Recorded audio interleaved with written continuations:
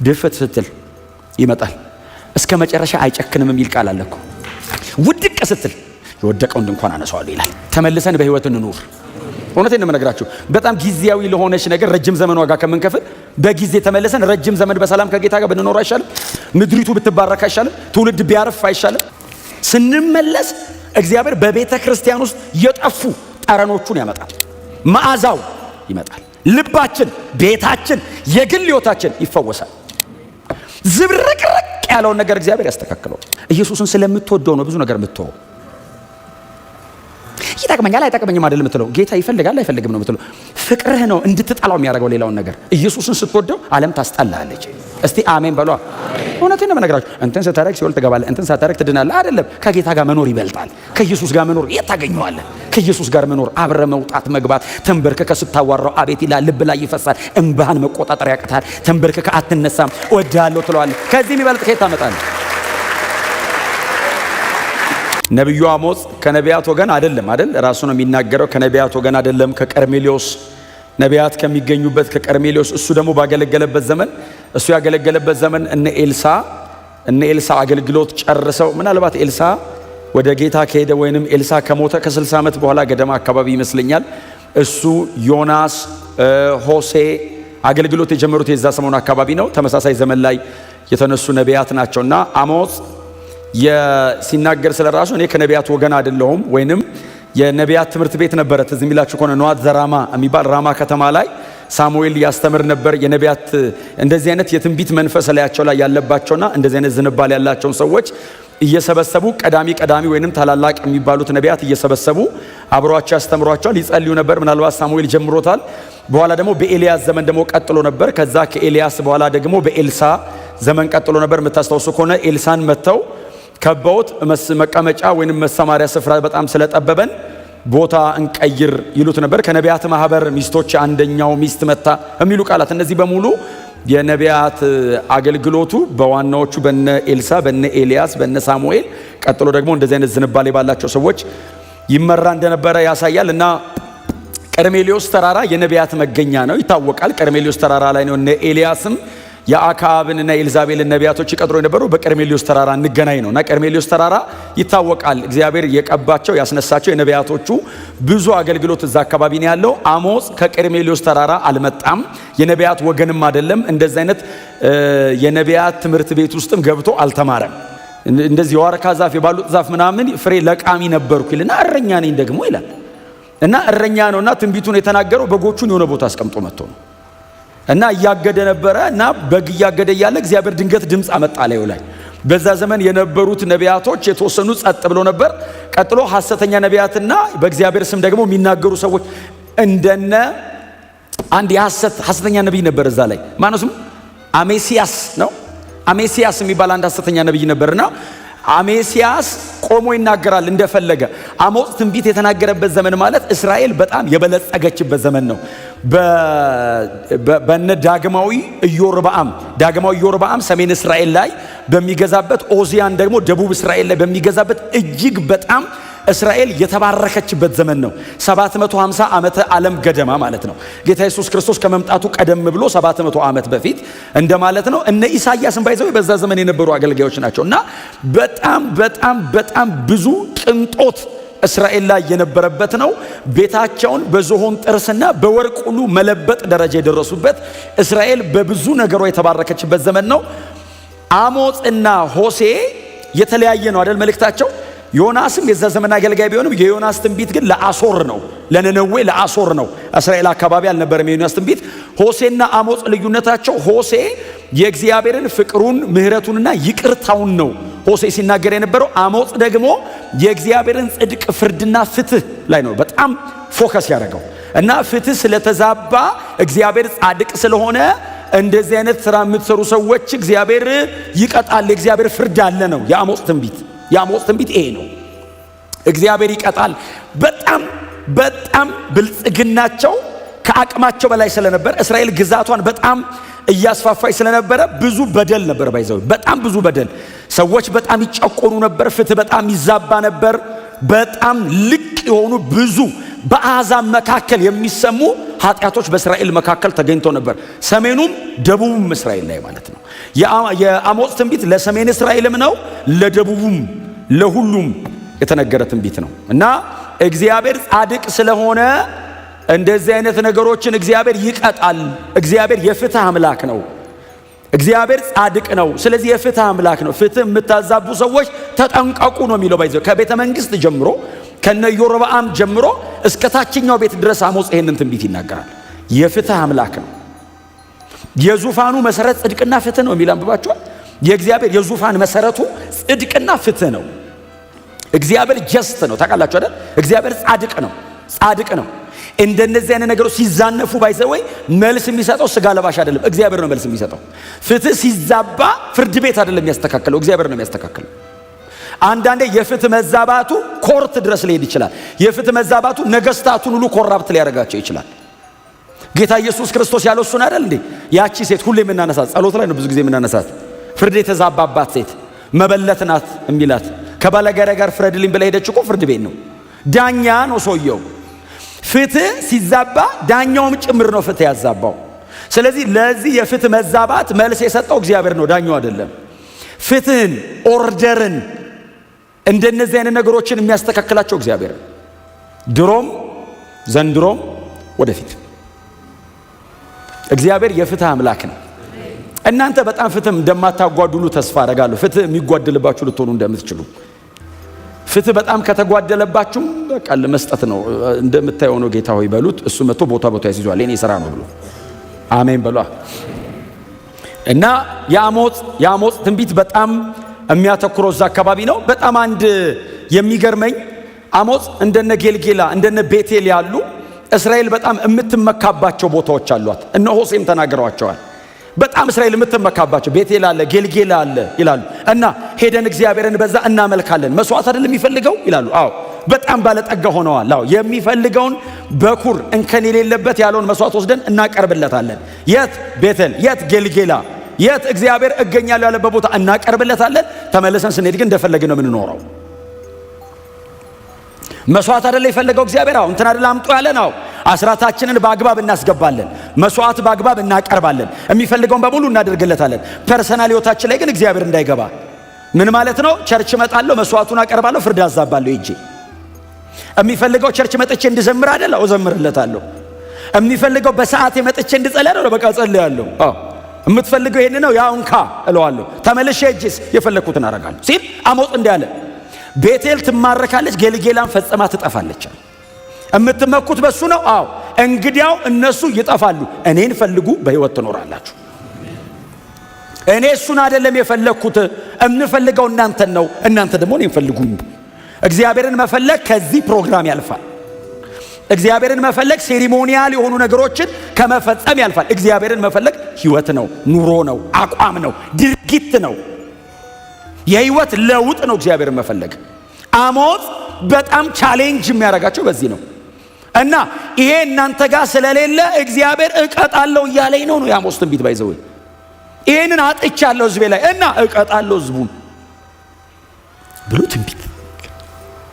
አሁን እኔ እሱ ጋር አይደለም ያለሁት። የሚቀጥለውን ለመናገር ግን ይሄንን ሳልናገር አይቻልም። ኮንቴክስት አውድ ስለሆነ ከዚህ ጋር የተያያዘ ነው። የሚገርማችሁ እስከ ምዕራፍ 9 ቁጥር 10 ድረስ እንደዚህ እየተናገረ መጣና በቁጥር 10 እና በቁጥር 11 መካከል ያለ ሺፍት፣ እንደዚህ አይነት ሺፍት ተደርጎ ራሱ ያውቅ ግልበት አረገው። እግዚአብሔር እኮ ነው የሚያደርገው። አሞጽማ ያለው ነው ቆሞ እያለ ያለው የሰራዊት ጌታ እግዚአብሔር እንዲህ ይላል ሲል ህዝቡ ይሰማል። አንሰማህም፣ አንተ የምትለውን አንፈልግም ማለት አይችሉም። ምክንያቱም አሜሲያስ ሐሰተኛ ነው። ትሞታለህ አለው፣ ሞተ ይላል። አሜሲያስም ሞተ ይላል። ሐሰተኛ ነው ሰውየው። ስለዚህ ህዝቡ እግዚአብሔር በአሞጽ በኩል እየተናገረ እንደሆነ ኦልሬዲ ገብቷቸዋል፣ እየሰሙት ነው። እስከ ቁጥር 10 ድረስ ያንን ተናግሮ እግዚአብሔር እንደዚህ አደርጋለሁ ይላል ሲል ይመስለኛል ህዝቡ ልቡ ይነካል፣ ስብር ይላል። እግዚአብሔር ይህንን ከሚያደርግብን እኛ እንመለሳለን። ትክክል ነው፣ በድለናል። የሚፈልገው በጉንና በሬውን ዋኖሶቹን የመሰለን እኛን አልመሰለንም። ለካ በሬ በግና ዋኖስ እኛን ማግኛ መንገዱ እንጂ እግዚአብሔር የሚፈልገው እኛን ነው። በግ ይዘና ያለ በግ ፈልጎ አይደለም እግዚአብሔር፣ በበጉ በኩል እኔ ሊነካኝ። አሜን በለዋ። ለዛ እኮ ነው በጣም ሲያስቸግሩት እግዚአብሔር መጣና እንደዚህ ያለ አልፈልግም ከዛሬ ጀምሮ አለ። ሚልኪያስ ላይ ትዝ ይላችኋል። እንደውም በር ማን ነው የሚዘጋልኝ በግ እንዳይመጣ እኔ ጋር በሬ ምናምን አልፈልግም። ለምን? በሺህ ተራሮች ላይ ያለው የኔ አይደለም ወይ አለ። ለበግማ አንተ የማታውቀው ሺህ ተራራ ላይ እኮ የማይቆጠር የበረሃ በግ ምንም ያክል ገበያ ማታገኘው በግ አለ። እሱ ሁሉ እኮ የኔ ነው። እኔ አጣው እንዴ በግ? በበጉ አቋርጬ ልጨብጥ ነው። አንተ ማትመጣ ከሆነ በጉ ምን ያደርግልኝ? አልፈልግም፣ በቃ በዛው ይቅር። በእውነት መገናኛ ዋና ሆኖ እኛ እንዳንጠፋ የሚፈልገው ይሄን አይደል እንዴ? እያልን እየሰጠን እኛ እንዳንተታ ጎናቸው አርሶ መስዋዕትንም አንተንም ይፈልጋል በሉት፣ ንገሩት። አዲስ ኪዳን ደግሞ ሞር አድቫንስ ነው። ሕያው ቅዱስና እግዚአብሔርን ደስ የሚያሰኝ መስዋዕት እኛው ነን። ምስጋናህን ብቻ ሰጥተህ መሄድ አትችልም። አንተ ራስህ ነህ መሰዊያው ለምትቀርበው። አንድደህ አትሄድም። አንተ ነህ የምትነደው። የሚቃጠል መስዋዕት አንተ ነህ፣ እዛው ላይ ነው የምትቀርበው። ከዛስ በበጎ ፈቃድ ነው ባይዘው ለአእምሮ የሚመች አገልግሎት ነው። ትቀርብለታለህ፣ ከስር ይለኩሳል እግዚአብሔር፣ ትነዳለህ። አሜን በሉ። አይዟችሁ አያቃጥልም። እግዚአብሔር የቀጠረው ቀን አለ። በጣም ህዝቡ እግዚአብሔር ሊቀጣን ነው፣ ልንሞት ነው፣ ልንጠፋ ነው፣ በቃ እግዚአብሔር ወደ መቃብር ሊልከን ነው፣ እስካሁን የመጣው የፍርድ ቃል በሙሉ ላያችን ላይ ሊወርድ ነው ብለው ድፍት ሲሉ በእግዚአብሔር ፊት እግዚአብሔር እንደዚህ አለ፣ በዚያን ቀን የወደቀችውን የዳዊትን ድንኳን አነሳለሁ ብሎ እግዚአብሔር ስለ ወደፊቱ ነው የሚናገረው። ስለ ወደፊቱ የተበላሸ ነገር አለ፣ የወደቀ ነገር አለ አይደል? ሊትራሊ ቃሉ የሚናገረው የዳዊት ድንኳን ወድቃለች ነው ያለው እግዚአብሔር። አንድ ዳዊት ለሚባል ግለሰብና በሱ በኩል ስለቀጠለ ንጉሳውያን ቤተሰብ አይደለም እግዚአብሔር እየተናገረ ያለው። በዳዊት በኩል እግዚአብሔር ስለጀመረው ብርቱና ታላቅ ስለሆነ መለኮታዊ አሰራር ነው እግዚአብሔር እየተናገረ ያለው እንጂ ዳዊት ነበር፣ ከዛ ሰለሞን ነበር፣ ከዛ ኢዮሮብዓም መጣ፣ ከዛ በኋላ እንትን ወደቀ፣ እንትን ፈረሰ አይደለም። ስለዛ ሰውዬ ቤተሰብ አይደለም እግዚአብሔር እያወራ ያለው። በእስራኤል መካከል ስለሚኖር መስዋዕት፣ በእስራኤል መካከል ስለሚቀርብ አምልኮ፣ በእስራኤል መካከል ስለሚኖር እግዚአብሔርን መካከለኛ ስላደረገ ሕይወት ነው እግዚአብሔር ወድቋል አለ። የወደቀ የዳዊት ድንኳን አለ። ያቺን የወደቀችውን የዳዊትን ድንኳን በዚያን ቀን አነሳታለሁ፣ አድሳለሁ፣ ወደ ሕዝቤ ወደ እስራኤል እመለሳለሁ አለ እግዚአብሔር። እመጣለሁ። እግዚአብሔር ቀን ቀጠረ፣ ያቺ ቀን ብሎ እግዚአብሔር ያድሰን፣ እግዚአብሔር ያንሳን፣ እግዚአብሔር እንደገና ፊቱን እንደገና መገኘቱን እንደገና ብርሃኑን ይመልስልን። ብዙ እድል አለን ከነሱ በላይ እኛ።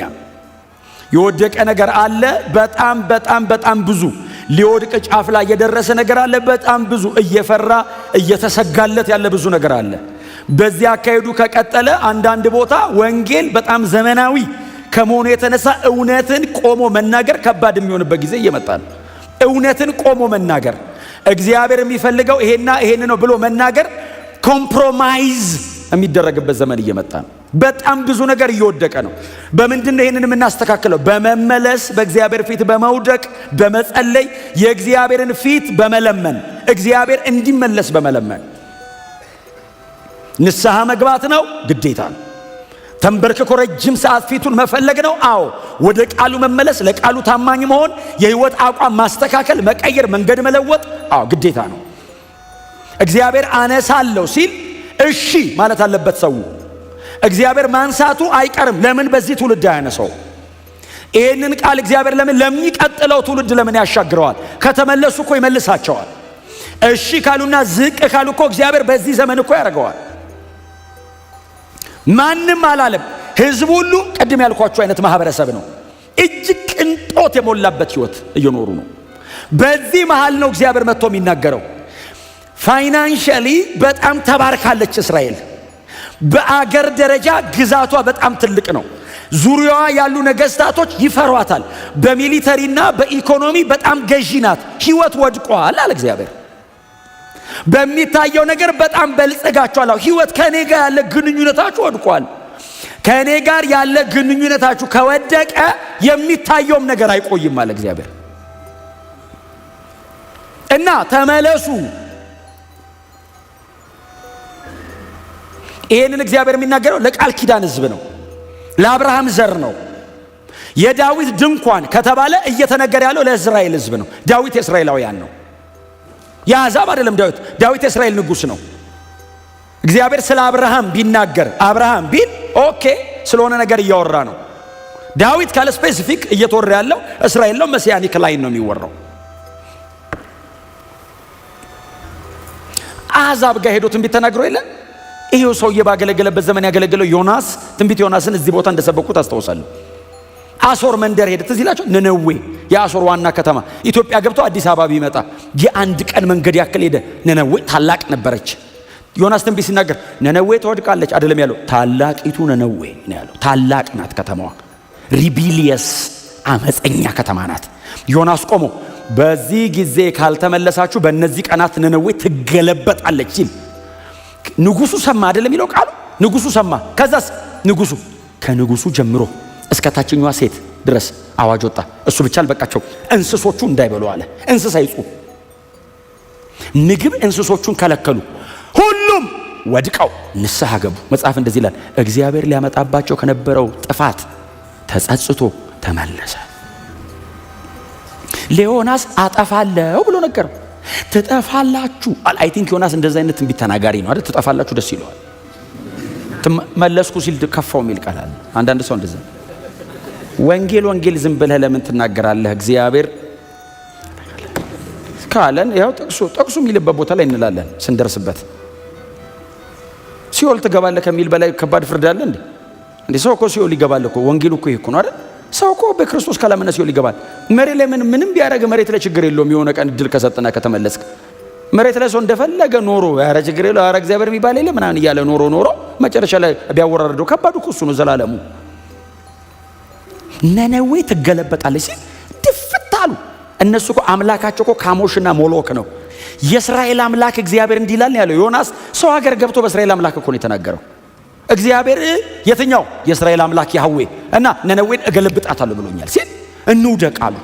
አማልክቶቻቸውን በሉ ቆይ እናንተ ሌላ ጊዜ ብለው የእስራኤል አምላክ ትክክለኛ ነው ብለው ድፍት ሲል እግዚአብሔር ሊያመጣ ከነበረው ነገር ተመለሰ። ዮናስን መጣና እንደዚህ ያለው ነነዌ ንስሐ ገቡ አለው። ዮናስ ቆሞ እንደዚህ አየ ከተማውን። የሚንቀሳቀስ ሰው የለም፣ በሙሉ ተንበርክከዋል።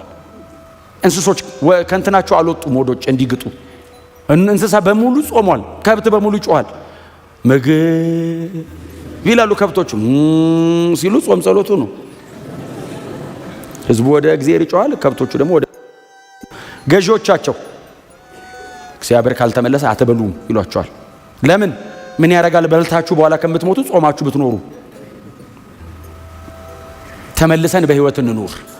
እውነቴን ነው የምነግራችሁ። በጣም ጊዜያዊ ለሆነች ነገር ረጅም ዘመን ዋጋ ከምንከፍል በጊዜ ተመልሰን ረጅም ዘመን በሰላም ከጌታ ጋር ብንኖር አይሻልም? ምድሪቱ ብትባረክ አይሻልም? ትውልድ ቢያርፍ አይሻልም? ቤተ ክርስቲያን ከተስተካከለች አገር ይስተካከላል። ቤተ ክርስቲያን ከተበላሸች አገር ይበላሻል። እንዳይመስላችሁ ሶርስ ቸርች ነው፣ ዓለም ውጤት ነው። ቤተ ክርስቲያን ቀጥ ካለች ምንም ነገር ይስተካከላል። ባይዘው እውነቴን ነው የምነግራችሁ። በእግዚአብሔር ቤት ውስጥ ስላለን መጽሐፍ ቅዱሱ እስራኤል ከእግዚአብሔር ጋር ሲበላሽባት ኢኮኖሚዋ፣ ሚሊተሪዋ ትወድቃለች። ከእግዚአብሔር ጋር ቀጥ ካለችስ አከተመ፣ ጠላቶቿ በሙሉ ይንበረከካሉ። የኃይላችን ሚስጥር መንፈሳዊ ዓለም ነው። አነሳለሁ አለ እግዚአብሔር። የምትመለሱ ከሆነ በዛን ቀን የወደቀ ፌል ያረገ የተንኮታኮተ አይነሳም የተባለውን የዳዊትን ድንኳን መልሼ ታነሱታላችሁ አይደለም ያለው። እናንተ ትመለሳላችሁ፣ እኔ አነሳዋለሁ። እስቲ አሜን በሏ። የዳዊት ስርወ መንግስት ጀማሪ እግዚአብሔር ነው። የዳዊት ስርና መሰረት፣ ዳዊት ራሱ መሃል ላይ ነው የመጣው። ስርና መሰረት የሚባል አለ ከስር። ዳዊት ከላይ ነው፣ ስርና መሰረቱ ክርስቶስ ነው። አሜን በሏ። ጀማሪው እኔ ነኝ አላው። እማነሳው እኔ ነኝ። ከተመለሳችኋል አነሳለሁ። በመመለስ ውስጥ ያለ የተሐድሶ በረከት ልነግራችሁ አልችልም። ስንመለስ ወድቋል ከዚህ በኋላ በቃ አይቻልም ሊመለስ የምትሉት ነገር ይስተካከላል። እኔ እያወራ ያለሁት እንደ ዓለም አይደለም፣ እንደ ቸርች ነው እያወራ ያለሁት። በጣም በትህትና ጎናቸው ያለው ሰው ወደ እግዚአብሔር እንመለስ በሉት። በጣም እንደዚህ አይነት ጉዳይ የሚያነሳ ሌላ አንድ መጽሐፍ አለ አይደል? ሰቆቃው ኤርሚያስ የሚል አንብባችሁ ታውቃላችሁ? እሱ መጽሐፍ ገና ከርዕሱ ነው የምናልፈው አይደል? ትንሽ ስለሆነች ከትንቢተ ኤርሚያስ ወደ ሕዝቅኤል እንዲህ ነው የምናጥፋት። አይነበብም። ሰቆቃው ኤርሚያስ ሕዝቅኤል አይነበብም። ሰቆቃው ኤርሚያስ መጽሐፉ እኮ እንመለስ እኮ ነው። ህዝቡ አመፀ፣ እግዚአብሔርስ አልፈልግም ትቻችኋለሁ አለ። ተመለሱ። ባይዘው ሲመለሱ ንስሐ ሲገቡ ወድቀው ሲጸልዩ መጽሐፍ እንደዚህ ኤርምያስ እንደሱ አይደል ያለው? ጸሎታችንን ላለመስማት ራስን በደመና ሸፈንክ ይላል። ተንበርክከው ብሎ ቀና ሲሉ ተሸፍኗል፣ ነጥሮ ይመለሳል። ጸሎታችንን ላለመስማት ራስን በደመና ዘጋኸዋል፣ እንዳይመጣብኝ ጸሎት። ተመልሰው አልመልስም እምቢ አለ። ከዛስ ኤርምያስ ተነስቶ ሊሄድ ሲል ጸሎታችንን ካልሰማ አማራጭ እንፈልግ ብሎ ሲነሱ መንገዴን በተጠረበ ድንጋይ ዘጋኸዋል። ጸሎት አትሰማ፣ መሄድ ከለከልክ፣ ምን እናርግ? ወደ ጎን እምቢ ብለህ ወደ ላይ። የተጠረበ ድንጋይ ማለት ምን ማለት እንደሆነ ታውቃለህ? ግጥም አረከዋል። አሁን ዝም ብሎ ድንጋይ ቢሆን ትሾልካለህ። የተጠረበ ማለት እስኳድራ ጠብቆ ጥቅጥቅ ነው ያደረገው። እግዚአብሔር ሲዘጋብህ ጥቅጥቅ ትንፋሽ አያልፍም አለ። እንዳልሄድ መንገዱን ዘጋው። ስጸልይ ደግሞ አልሰማም ብለህ ዘጋ።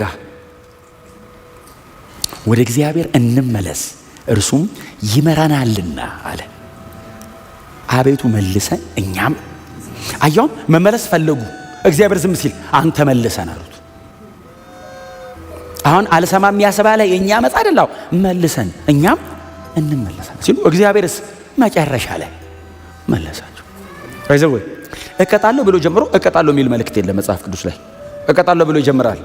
እግዚአብሔር ባይዘ እቀጣለሁ ሲል ኖርማል ሆነ ቆማ ሰማው። አቀጣጡ ከባድ ነው። ታሪክህን ከምድር ላይ ደመስሰዋለሁ ሲል ነበራስ ብለሃለሁ ነው እኮ አይደል? ብዙ አሁን ይዱ አሞጽ ላይ ይውት እስቲ አገሪቱን እበትናታለሁ እኮ ነው ያለው። ተፈላልጋችሁ አትገናኙ ማለት አሁን ተሰብስበው ቁጭ ብለው የሚያወሩት ብትፈላለጉ አትገናኙ እበትናቸዋለሁ፣ ሰው ሀገር ባሪያ ትሆናላችሁ ምናምን ሲል ድፍት ስትል ይመጣል። እስከ መጨረሻ አይጨክንም የሚል ቃል አለ እኮ። ውድቅ ስትል የወደቀውን ድንኳን አነሳዋለሁ ይላል። ይመጣና ደግሞ ተስፋ አሁን ይው 9 ምዕራፍ ሙሉ ቅጥቅጥ ተደርገው መዝጊያው ነው የመጽሐፉ መዝጊያ ላይ መጣና እግዚአብሔር እየጨረስኳችሁ አልዘጋውም አላው ማደስ አወራለሁ አለ። የሚመለስ ካለ እግዚአብሔር መላሽ ነው። የሚንበረከክ የሚወድቅ ካለ እግዚአብሔር ያነሳል። መጽሐፍ እንደሱ አይደል የሚለው? መዝሙር 51 ነው። ዳዊት በኃጢአት ከወደቀ በኋላ ንስሐ የገባው መዝሙር 51 ላይ ምንድነው የሚለው? በይጾም ርጨኝ ነጻለሁ ምናምን ካለ በኋላ ኃጢአተኝነቱን ሲናገር ከእናቴ ማህፀን አይደል የሚለው? በኃጢአት ነው የተጸነስኩት አለ። ባይዘው እና መሀል ጀምሬው አይደለም ማለት ስጸነስ ጀምሬ ኃጢአተኛ ነኝ መች በፊት ልቆም እችላለሁ አለና እንትኗ ገብቷለች። ኪ ገብቶ የእግዚአብሔር ልብ እንዴት እንደሚከፍተው ያውቃል። የተሰበረውን ልብ አንተ አትንቀውም፣ የተዋረደው መንፈስ መስዋዕት ነው አለ።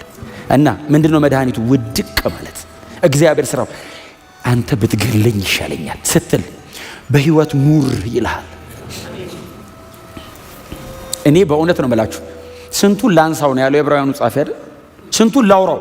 መጽሐፍ ቅዱስ በሙሉ በእንደዚህ አይነት ታሪክ የተሞላ ነው። እስራኤል አመጻ ስታስቸግረው እግዚአብሔር መጣና አዝኖ ነው ሊቀጣ ፈለገና አልቀጣትም። ቆይ መነሻዋን ላስታውሳት እንድትመለስ በደም ተለውሰሽ ሳለሽ በመንገድ ላይ ወድቀሽ ምን ማለት ነው? የተወለደ ሕፃን ገና እትብቱ ሳይቆረጥ በደም ተጨማልቆ መንገድ ላይ ወድቆ ሊሞት እያጣጣረ ማለት ነው ትርጉሙ። ባይዘው በልጅነትሽ ነው ያገኘውሽ። የት? በደም ተለውሰሽ መንገድ ላይ ጥለውሽ ልትሞቺ ስትይ በደም ተለውሰሽ ሳለሽ አየውሽና በህይወት ኑሪ ያልኩሽ። አሁን አድገሽ ስትበሲ ትልቅ ስትሆኚ መልክሽ ሲያምር ሌሎች አማሩሽ አላት። እኔ ግን በደም ተለውሰሽ ነው ያገኘውሽ፣ በሕፃንነትሽ ነው ያገኘውሽ። በህይወት አኑሬ አሳድጌ ተንከባክቤ እንደዚህ መልክ ሲመጣ ቆንጆ ስትሆኚ አማርሻቸው፣ አንቺም እኔን ትተሽሄድሽ። እግዚአብሔር መጣን እንደዚህ አለ፣ ወደ እኔ ተመለሽ፣ የልጅነት አምላክሽ እኔ ነኝ። ንስሐ፣ ምህረት፣ ተሐድሶ፣ መመለስ ሁልጊዜ በእግዚአብሔርና በህዝቡ መካከል አለ። ህዝቡ ያጠፋል፣ ሁሌ ነው የሚያጠፋው። ህዝብ ይደክማል፣ ሁሌ ነው የሚደክመው። ህዝብ ይስታል፣ ሁሌ ነው። እግዚአብሔርስ የምህረት አምላክ ነው። ሁሌ እጁን ዘርግቶ ኑ። አንዳንድ ሰው እግዚአብሔር ሲገድል ደስ የሚለው ሰው አለ። እገድላለሁ ይላል ሲባል አዎ የሚል ከማን ነው የሚጀምረው? እውነቴን እኮ ነው የምልህ። የማን ጽድቅ ነው? እግዚአብሔርን እንትናን ገድሎ ማን በእግዚአብሔር ፊት መቆም ይችላል? መመለስ ነው የሚያዋጣው። ንስሐ ነው የሚያዋጣው። መውደቅ ዝቅ ማለት። እውነቴን የምነግራችሁ ከአንዳንድ ኃጢአተኛ በላይ አንዳንድ ጻድቅ ነው የሚበድለው። ያ ፈሪሳዊ እንደሱ አይደለም። በቀን 3 ጸልያለሁ፣ 10 አመጣለሁ፣ እንደዚህ አረጋለሁ፣ እንደዚህ አረጋለሁ። ቀና ብሎ ነው ታውቃለህ፣ በእግዚአብሔር ፊት ነጭ ልብሱ ለብሶ ጥምጣሙን ጠምጥሞ ሲያወራ፣ አንድ ደግሞ ቀራጭ ቆሞ ልቡን እየደቃ ይላል። አንተ ፈሪሳዊ ፕራይድ፣ እውነተኛ ጽድቅ ትሁት ነው የሚያደርግህ። የራስ ጽድቅ ሲሆን ነው ትዕቢተኛ የሚያደርገው ሰው። እንደዚህ ያየውና እንደዚህም ደግሞ ቀራጭ ስላላረከኝ አመሰግንሃለሁ አለው። እየጸለየ ነው እኔ ወደ ራሱ ነው የሚጸልየው፣ ወደ ሰው ራሱ እንዳይባልም ባይዘው። ትዕቢተኛ ከሆንክ አጠገብ ያለው ሰውዬ ነው የሚቃወም መጀመሪያ፣ ሌላ ሰው እንዳይመስል። ትዕቢት በጣም ደስ የሚለው ለትዕቢተኛው ነው። አጠገብ ያለ ሰውዬ ባይዘው በጣም ስትታበይበት ምንም ሊያረገ ካልቻለ ነው ዝም የሚል። እድል ቢያገኝ የመጀመሪያ እሱ ነው የሚመታ። ትዕቢታው ለራስ እግዚአብሔር ይቃወመዋል ትዕቢተኛን። ሰይጣን እንዳይመስል እግዚአብሔር ትዕቢተኛን ሰይጣን እንደሚያረግ ታውቃለህ። ሰይጣን ትዕቢተኛ ያረገውና ርቆ ነው የሚቆመው። ሰይጣን እንዴት እንደሚቀጣ ለማየት ትዕቢተኛን የሚቀጣው እግዚአብሔር ነው። ለትዕቢተኛ የተላከ እንዳይመታው እሱንም እሱ ራሱ ጠግ ቆሞ ምን ሊያረገው ነው ይላል። 7 ዓመት ሲያርስ ያስበላው ብዬ ነበር። ንስሐ አለመመለስ፣ አለመውደቅ፣ ልብን አለመስበር ፕራይድ እንደሆነ ታውቃላችሁ። ፕራይድ በእግዚአብሔር ፊት የሚደረግ ትዕቢት፣ ትዕቢት ደግሞ አመጽ ነው። መሰበር፣ መጸለይ፣ መንበርከክ፣ በእግዚአብሔር ፊት መውደቅ ትህትና ነው። መሸነፍ አይደለም። መሸነፍ ቢሆንስ ራሱ ይሁና። በእግዚአብሔር ፊት ስንበረከክ ተሸነፍ ልሸነፋ የፈለጉትን ይበሉኝ እጸልያለሁ፣ የፈለጉትን ይበሉ። እንደዚህ በደረት እየተንፏቀክ ማረኝ ማረኝ ማረኝ ማረኝ ማረኝ ሰው ገሎ ነው እንዴ ይበሉ። ምንም እኮ አልሰራህም አንተ። እና በእግዚአብሔር ፊት ጻድቅ ነው፣ እኔ ኃጢአተኛ ነኝ። ትክክል ነው፣ ትክክለኛ ፖዚሽን ነው። አንዳንድ ሰው እንደዚህ ይላል፣ እግዚአብሔር እንትን አድርጎ እኔ እንትኑ አትበል አሉ። ይኸው አሉ እነሱ። ዝገትህን ካንተ አስወግዳለሁ የሚል ጥቅስ አላነበባችሁ? አሁን እኔ አሁን ይሄ አፈር ነው፣ ዝገት ብረት ነው የሚይዘው። ይገርማችኋል ግን ከውስጥ ይዛል ዝገት። ይሄ ደጁ ነው አፈሩ እንጂ የውስጡ ብረት ነው ማለት ነው። ጠንከር ይላል። ዝገት ይዛልና እግዚአብሔር ዝገት ማስወገድ ምን ማለት ነው? ኬሚካል አፈሳለሁ እኮ ነው ላይ እና እፈቀፍቀሃል። እግዚአብሔር ሲፈቀፍቅ አስባ እንደዚህ ይዞ ምድርን በያዘበት እጁ እንዲህ ሲፈቀፍቅ ነፍስ፣ መንፈስ፣ ስጋ፣ ምኞት፣ ሐሳብ ብሎ ነው የሚበታተነው። እንደዚህ ምንም እንዳይቀር እኮ ነው። ለምንድን ነው ዝገትን የሚያስወግደው? በሱ ፊት ንጹህ እንድትሆንለት እንድትኖርለት እኮ ነው። ከነ ዝገት ቢተ አትጠጋውም። ዝገትን ሲያስወግድ የእሱ ትሆናለህ። ምንም ቢያደርግ እግዚአብሔር ለእኔ ነው። ጌታ ኢየሱስ ቆመና እንደዚህ አለ፣ ከቀራጩና ከፈሪሳዊው የማን ጸሎት ነው የሚሰማው? ህዝቡ ምን እንደተ ህዝቡ እኮ ፈሪሳውያን ማለት የእምነታቸው ጣራ ናቸው። ህዝቡ ራሱ የቀራጩ ነው የሚሰማው እንደዚህ አይነት ትሁት ሰው አሉ። ይሄ ፈሪሳዊማ እንዴት ወደ ጸሎት እንትኑ ራሱ እንዴት ገባ ነው የሚሉት። ቢ ሃምብል ዮርሰልፍ፣ በእግዚአብሔር ፊት ራስን አዋርዱ። እስቲ አሜን በሉ። ያኔ እግዚአብሔር ይመጣና የመመለስ ትሩፋት የወደቀ ነገር አነሰዋል። ወድቋል። እግዚአብሔር ሲያነሳ አስበዋል። ማን ይጥለዋል? እኛ ተባብረን ካቆምነው ነው የሚወድቀው። እግዚአብሔር ካነሳው የሚይዘው ራሱ ነው፣ የሚደግፈው ራሱ ነው። ያነሳው ነገር እድሜ የሚወሰነው በያዡ ነው። ማንም መጥቶ ድጋሚ ሊጠለው አይችልም። የሚይዘው እግዚአብሔር ነው። የወደቀውን ድንኳን አነሳዋለሁ አለ። ከዛስ ምንድን ነው የሚለው? የወደቀውን ድንኳን አነሳለሁ ካለ በኋላ የተሰበረውን የተጣመመውን አይደለም አደላቃና ያለ ቀሽ ብሏል። በቃ ከተመ። የተሰበረውን ይሄ የሚያወራው ያው ይገባቸዋል። ቸርች ስለሆነ ያለ ነው። እጅ ስለመሰበር እያወራ ያለው ስለ ህይወት ነው። ከኔ ጋር የተቆራረጠ ማለት ነው። ብዙ ነገር አቋራርጧቸዋል ከኔ ጋር በአእምሮ ብቻ በመንፈስ የማይሆን እግዚአብሔርን መካከለኛ ያላረገና ቅድሚያ ለእግዚአብሔር የማይሰጥ በጭንቅላት ብቻ መንፈሳዊ የሚመስል ነገር ታውቃላችሁ 95% ሊሄድ እንደሚችል ስማርት ሆነ አካሄድ አነካክ አውቀህ ልትኖር ትችላለህ። ህይወት ግን አይደለም። ኦርጋናይዜሽን ሊሆን ይችላል፣ ኦርጋኒዝም አይሆንም። ኦርጋኒዝም የሚያደርገው ህይወት ነው። መቼ ነው ከድሮ ዘመን ጀምሮ የፈረሱ ቅጥሮች የሚታደሱት? የወደቁ መሰረቶች የሚነሱት አንተ ሰባራ ጠጋኝ የመኖሪያ መንገድ አዳሽ የምትባለው መቼ ነው? ኢሳይያስ 58ን ሙሉን አንብቡት ከቁጥር 1 ጀምሮ። ስትመለሱ፣ በእውነተኛ መመለስ ስትመለሱ፣ እኔ የምፈልገውን አይነት ጾም ስትጾሙ፣ መስዋዕታችሁን ስታቀርቡ፣ ከባላጋራችሁ ጋር ያለ ጉዳያችሁን በስነ ስርዓት ስትፈቱ፣ እሱን ሁሉ ጨርሳችሁ ወደ እኔ ስትመጡ ያኔ የምታገኙት አንዱ በረከት የፈረሰ ከተማ ይሰራል፣ የወደቀ ቅጥር ይታነጻል፣ ቀድሞ የነበረው ነገር አስተካክለዋል። አሜን ነው። አዎ ሲመለሱ የወደቀ ድንኳን ይነሳል፣ አዎ የተሰበረ ይጠገናል፣ አዎ የፈራረሰ ነገር የወደቀ ነገር እንደገና ይቆማል። እንመለሳለን። አሜን ነው። እንመለሳለን። የሰው ድርሻ ምንድነው? መመለስ፣ ንስሐ መግባት፣ በእግዚአብሔር ፊት መውደቅ። አሁንም ደግሞ የሚቀጥለው ነው የሚናገረው ማን ነው? እግዚአብሔር እንዲህ ምን አይነት አምላክ ነው ያለን? በእውነት እንተጋገዝ ማይል አምላክ። እናንተ ተመለሱ ነው ይሰራዋለሁ የሚል ምንድነው የሚለው? እነሆ አጫጁ አጭዶ ሳይጨርስ አራሹ በላዩ የሚደርስበት፣ ችግኝ ተካዩ ገና ተክሎ ሳይጨርስ ወይን ጨማቂው የሚደርስበት ጊዜ ይመጣል። አዲስ የወይን ጠጅ ከተራሮች ይንጠባጠባል፣ ከኮረብቶች ሁሉ ይፈሳል። እማየውን ነገር ነው ባይዘው እግዚአብሔር ካላረገው ነው። ይኸውልህ እንኳን በእግር በራስ በራሱ ሊመጣ ይቅርና አድርገህ ራሱ ና ብለህ ለምነው አይመጣም። ቀጥሎ ያለው ሰውዬ እግዚአብሔር ግን እንደዚህ አለ፣ እኔ ስኖር አለ አጫጁ ሳይጨርስ አራሹ በላዩ ይደርሳል አለ። የመጀመሪያውን እየሰበሰበ ያለው ከኋላው ዘርዘሪው ቀድሞት አራሹ እንደገና እግር በእግር ቶሎ በል የተከታተለ በረከት አረጋለሁ አለ እግዚአብሔር። የሚከታተል በጣም የተጠጋጋ አለ። አዎ አንዱ ሳይጨርስ አንዱ ሳይጨርስ አንዱ እግር በእግር ለአንዱ አመስገነ ሳትጨርስ አንዱ በላዩ ላይ ይመጣል። መቼ? ስትመለስ፣ ወደ እኔ ስትመጣ። ልትቆጣጠረው የማትችለውን በረከት አደርጋለሁ። አንተም እኔን ታመልከኛለህ፣ እኔ እህልና ውሃህን እባርከዋለሁ። ምን አይነት ቃል! ልፋ አይደለም ያለኝ፣ አምልክ። ማን? እኔን አምልክ። ና እስቲ አንተ እኔን ታመልከኛለህ፣ እኔ ደግሞ አምልኮ ተቀብዬ በቃ ደስ ብሎኛል ሂድ አልልህም። እህልና ውሃ ማለት ሁሉ ነገር ማለት ነው። በዚህ እህልና ውሃ ማለት ምግብና መጠጥ ማለት አይደለም፣ ትርጉሙ በሙሉ ማለት ነው። እባርከዋለሁ። እግዚአብሔር ደግሞ ምድር ብሎ በጠራበት በዛ ትልቅ ቃል ተባረክ ሲል፣ ሰው ራሱ ተባረክ ሲል እንዴት ደስ ይላል። እኔ አሁን ተባረኩ ስላችሁ አሜን ትሎ የለን? እግዚአብሔር ከሰማይ ተባረክ እባርካለሁ ማለት በዚህ ተባረክ እልሃለሁ ብቻ አይደለም፣ እጁንም ይልካል፣ እንደዚህ ይነካከዋል እና የእግዚአብሔር አሻራ ያርፋል ማለት ነው አንተ እንትን ላይ እና ማንም መጥቶ በይዘው መውሰድ አይችልም። እላዩ ላይ ብራንድድ ነው የጌታ ነው የሚላለው እና ማንም እንደፈለገ መጥቶ አንተ ባክህ አይልም። ከብቶቹ በይዘው የሱ ናቸው ብቻ አይደለም የሚባለው፣ ምልክት አላቸው።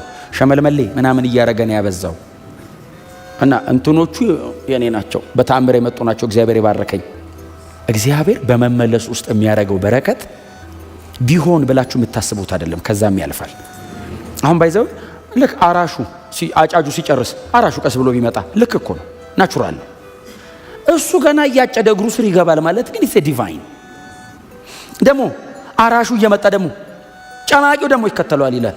መች በቅሎ ፍሬ መች አፍርቶ በቃ ይከተለዋል። እንትን ይዞ እንስራውን ተሸክሞ ሊጨምቅ ቶሎ በል ስማ። ሰውየው እያረሰ ነው የሚበቅለው ማለት ነው። ኮትኳች ምናምን የለውም፣ ጨማቂ ነው ያለው። ከዛ እንደዛ ያለ እግዚአብሔር ከተራራ ወይን ይንጠባጠባል። ወይን ተራራ ላይ አይተከልም። ወይን ለመተከል ሜዳ ነው የሚፈልገው እና የማይሆን ነገር አደርጋለሁ። ተራራ ላይ ራሱ ወይን ዝም ብሎ ይንጠባጠባል። አይሆንም አለ። ናቹራሊ ወይን ተራራ አይችልም። እንትን ላይ ነው የሚቀመጠው፣ ወይን ሜዳ ላይ ነው። አዎ ከተራራ ላይ አደርገዋለሁ አለ። በመመለስ ውስጥ ያለ በረከት ሰርተ ለፍተ ጥረ ግረ ታግለ አታመጣውም። እግዚአብሔር ብቻውን ነው የሚሰራው። እምነት ሲደመር ስራ እኩል ይሆናል መዳን አይደለም። በክርስቶስ ኢየሱስ የመስቀል ስራ ማመን ብቻ አይደለም ሲል አይደለም። አንተ ተሳስታል። ሲጀመር አንተ ከየት እንደመጣ እናቅም አሉት ገላትያ ያሉ ሰዎች። እኛ የመጣነው እንደውም ከኢየሩሳሌም ከነ ጴጥሮስ ከነ ያዕቆብ ዘንድ ነው፣ ከኢየሱስ እጅ ወንጌል ከተቀበሉ። አንተ መሃል ላይ ነው የመጣው እዛ ደማስቆ ምናምን ትላለህ። በቃ ስትሃል ማለት ነው። አንፈልግም ሲሉት ጳውሎስ እንደዚህ ያለ ለዚህ እውነት አንዲት ሰዓት እንኳን ለቀን አንገዛም ማለት ታውቃለህ። ኢየሩሳሌም ሄደ ነው ይሄንን ወንጌል ይሰማው። አዎ እና ያዕቆብ ጴጥሮስና ዮሐንስ እንደዚህ ነው የሚሰብኩት። አዎ እንሂዳ የት ኢየሩሳሌም እንሂድ ብሎ ጳውሎስ ከገላትያ አብያተ ክርስቲያናት ከቸርች የተወሰኑ ሰዎችን ያዘ። ከዛ እነዚህ ሐሰተኛ አይላቸው ማለት ሾልከው የገቡ ሐሰተኛ ወንድሞች ነው የሚለው።